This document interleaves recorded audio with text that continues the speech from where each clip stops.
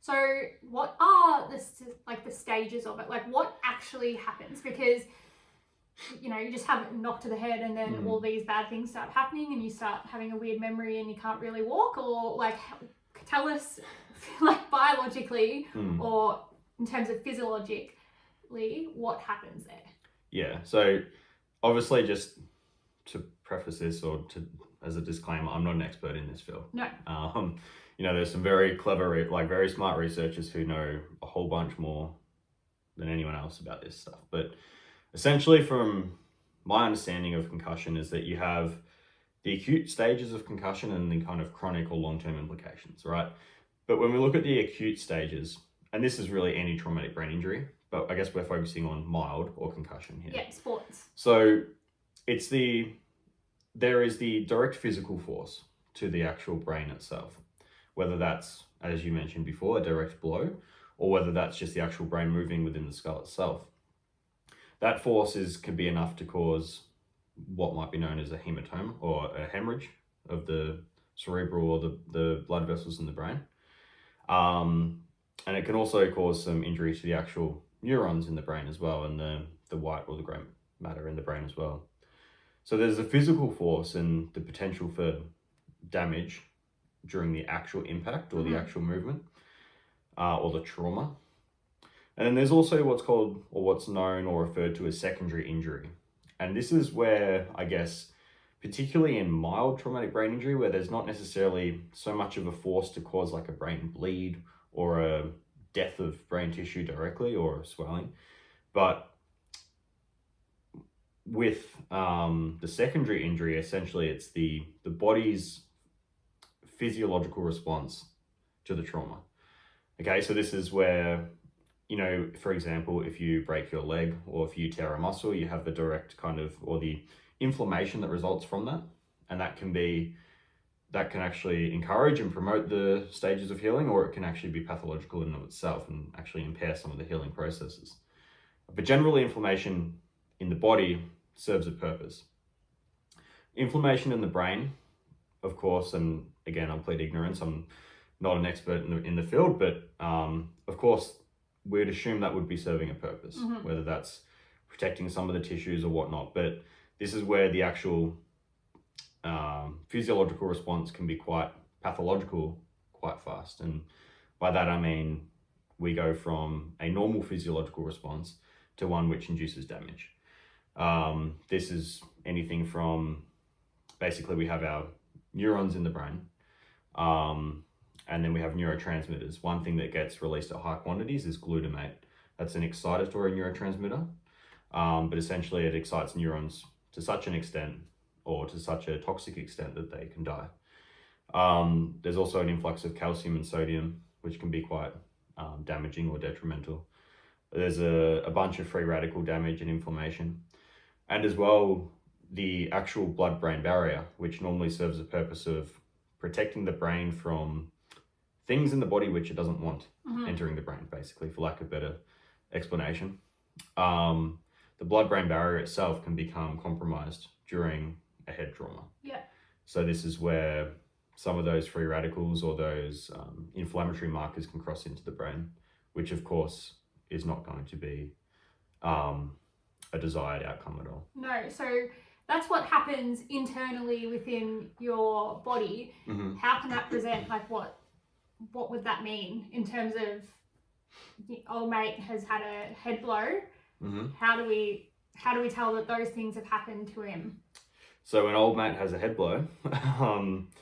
I guess it's a tough one to link, direct pathology to, I guess, the presentation of a brain injury. But generally with concussion, we see that many of these processes lead to delayed, verbal response time, delayed eye movements even. But then there's more subtle ones, which are like general confusion, impaired neurological processing. So one's processing speed might be bit slower? Somewhat, diminished or a little bit slower. They might find it difficult to, I guess, draw on past memories or find like verbal fluency. They might find difficult to find the right words in certain instances where they never had that problem before. Yeah.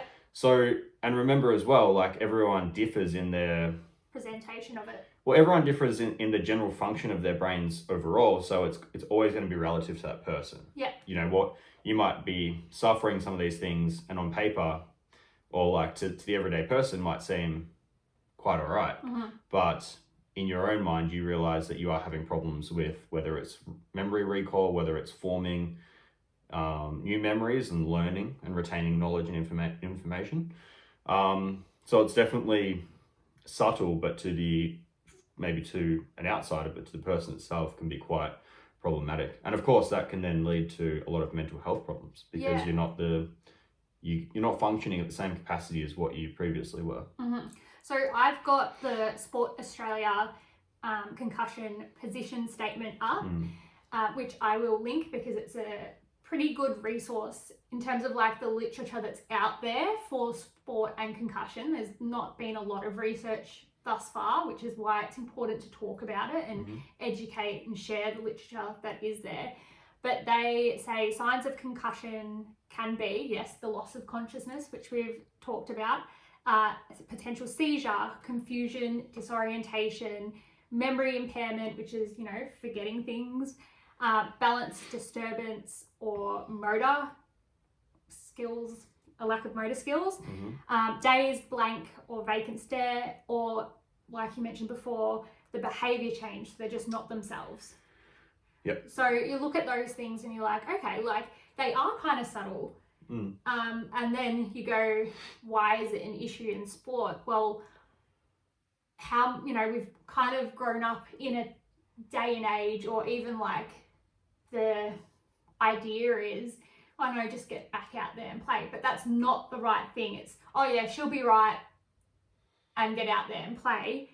But that's not what we want to be doing, because the athlete themselves will be like, yeah, I'm fine to go on. But how are we going to notice these things if they're out there and no one's monitoring them?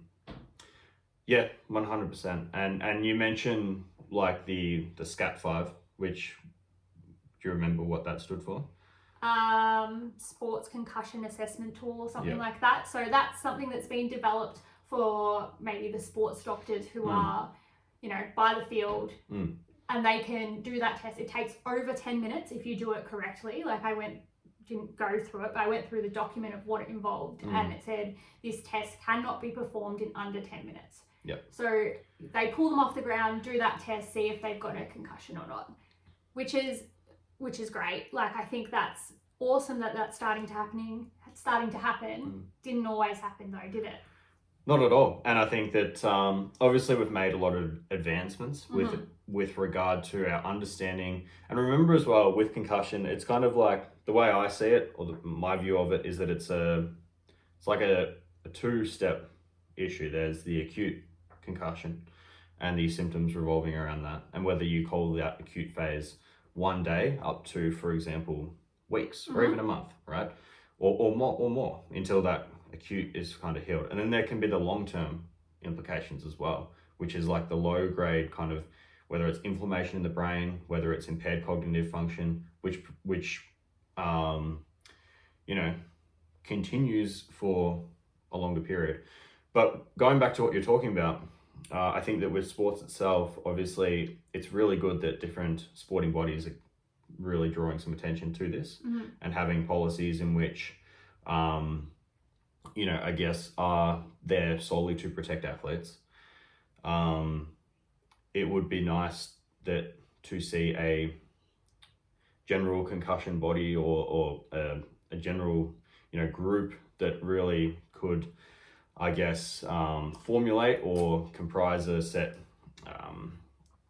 standard for some of these sporting, whereby all, you know, sports, contact sports in which this is a problem, you know, could follow the same kind of protocol or procedure. Do you mean liken it to something like WADA, which is the World Anti-Doping Policy? They've got their policy and everywhere has to follow it, whereas where there's like a concussion policy where everyone has to follow it.